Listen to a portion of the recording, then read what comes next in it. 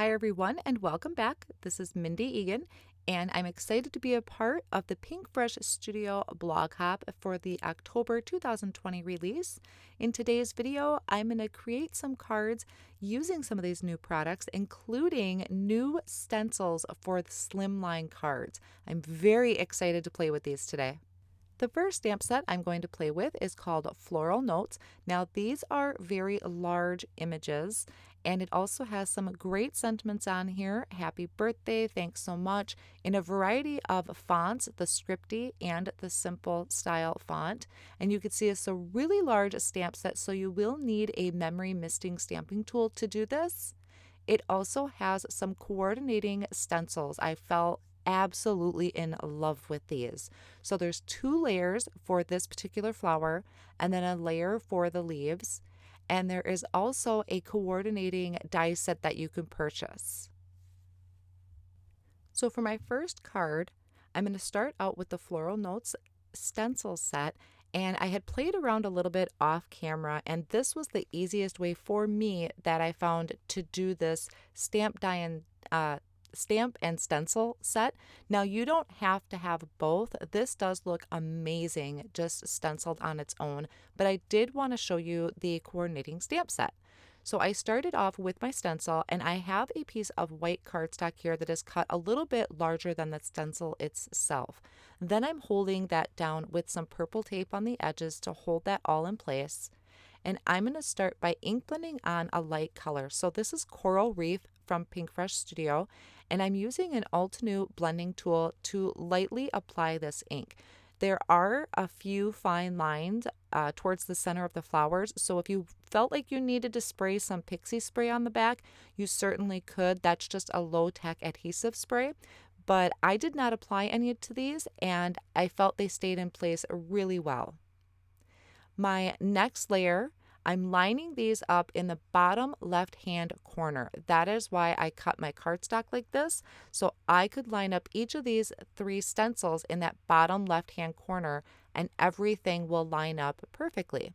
Now you may also notice when I take the tape off that I have a little X in the bottom. I put that there with a marker so that I knew which way was front and which way it went when it lined up. Otherwise, I was flipping it around a little bit. So I just put that X in the bottom right-hand corner of each of the stencils, so I always knew the right direction it was supposed to be. Now this, I'm ink blending on some passionate fruit. This is the center of these flowers. And I'll just remove that tape. And you'll be able to see this is really starting to come together. To clean these stencils, I found to be really easy. I just either wipe them down with a baby wipe or rinse them under some water and it comes right off. So now my third layer that I matched up that bottom left-hand corner with the corner of my cardstock so that the leaves layer perfectly on top. And I'm starting off with some fresh pear. I will have all of the supplies and ink colors I use listed down below in the video description. So that first one was fresh pear, and then I'm coming back over the top of it with a little bit of a darker green. I believe I used olive, and I'm keeping that darkest color kind of more towards the flower area just to give a little bit of dimension to my leaves. After I have that blending finished, I'll remove the tape to show you the completed stenciling. And I really think this is the most versatile set because it looks perfect even without those stamped lines. So I just really love these floral notes. Now, just to show you what everything looks like when it comes together, I'm taking the line image and I'm lining that up over my stenciled image, and I am using my memory misting tool. Now I apologize, I can't get the entire memory misty in my screenshot, so I just have the top portion here lined up, and I'm going to stamp this in some black ink. Now a couple things with lining up this image is that I'm very particular when I'm stamping, and I had found that when I stamped the image and then tried to ink blend on top of it, I was really trying to get everything to line up perfectly, and I don't believe it's meant to. I think it's supposed to be very whimsical and have those white areas, but because I'm such a perfectionist, I just was really struggling doing the stamping first and stenciling after. So that is another reason why I stenciled first and stamped second.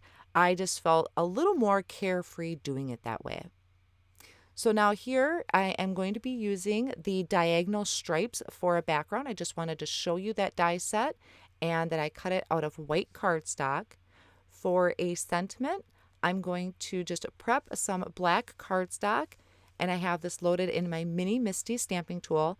I'm also rubbing my hands over this sentiment stamp because I haven't used it yet.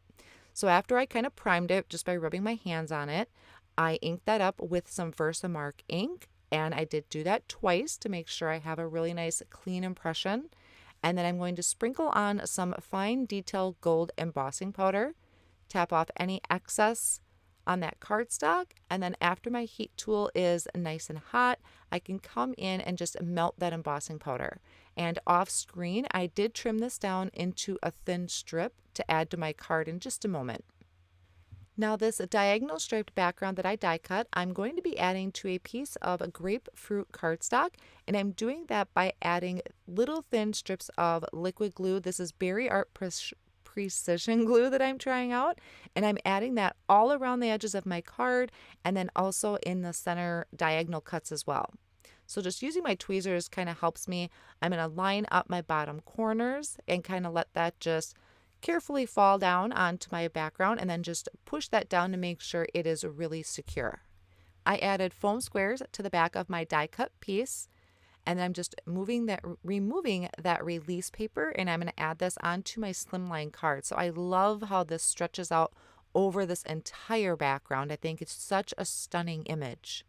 Now to add my sentiment, I added a little piece of foam tape to one end that's hanging off and tape runner to the other that's going to be added on top of the floral image. So it's kind of hanging off the edge of my floral image just a little bit. Once I have my sentiment lined up on the card like I like it to be, I'm going to bring in some clear drip drops and add them around my sentiment, and I'm just using my embellishment wand and that Berry Art Precision glue to attach those drip drops.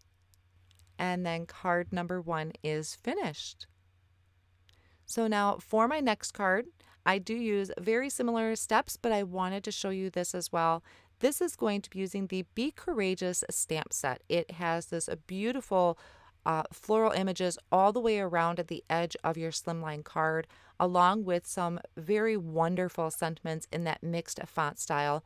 It also has the 3 stencils. These are sold separately that you could purchase. And then also the coordinating dies sold separately as well. So I used the same method of stenciling as I had used in the first card by cutting a piece of white cardstock that's just a little bit larger than the stencil itself. Now you can make your Slimline card any size that you want, as long as you're able to find an envelope. And I will link some envelopes down below in the video description for you if you're interested in picking any of those up. But Slimline cards, I think, are very versatile because you can trim this down to whatever size you want it to be. This just gives you a lot of real estate to work with when you have a stencil this size. So once again, now this is the second layer. The third layer. This is my leaves. I had used lavender and aquamarine, and then this one, I had 3 greens sitting on my desk. So it's between olive, grassy knoll, and fresh pear. They're just a beautiful color combination. So any one of those greens would work. So what I find really fun about this stamped image is it has more of the whimsical or playful effect to it. So if you offset your stamp just a little bit when you're loading it into your Misty tool, I think that just really gives such a fun, playful look. So I did line that up, stamping this with the Memory Misty tool in the black ink. And I think these are just such a cute flower set. Now I did use the coordinating die to cut that out. And I pulled a Laura Fedora and I added foam tape to the back of that entire die cut piece. And then I'm adding it to a white card panel. So you just want to be really careful to make sure you're lining it up straight, because once that foam tape sticks down, it really sticks and it's hard to peel that back up without ruining your die cut panel. So I did go ahead off screen and heat emboss another sentiment for the front of this, and I'm adding foam tape just directly in the center, and then I have just a tape runner added to each end of that, and I'm going to pop that right in the center of my card, kind of center up towards the top. Centered from the edges, I mean. I suppose that sounded kind of funny. So that finishes off my second card for today. I have more inspiration over on my blog that I will have linked down below. I want to thank you so much for joining me today. I hope you'll check out this fantastic release from Pinkfresh Studio. Thanks again, and I'll see you next time.